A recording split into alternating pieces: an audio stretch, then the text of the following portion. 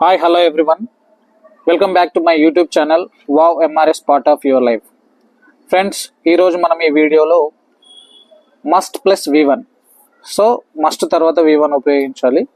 So ఈ structure మనం ఏ సందర్భంలో ఉపయోగించాలి అని అంటే ఏదైనా ఒక పని తప్పకుండా చేయాలి అంటే నచ్చినా నచ్చకపోయినా ఖచ్చితంగా చేసి తీరాలి అని చెప్పే సందర్భంలో మస్ట్ తర్వాత V1 ఉపయోగించాలి ఫ్రెండ్స్.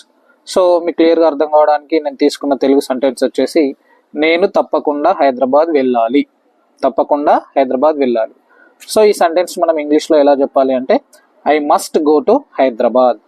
నేను తప్పకుండా హైదరాబాద్ వెళ్ళాలి. I must go to Hyderabad. So ఇది ఫ్రెండ్స్ మస్ట్ ప్లస్ V1 గురించి.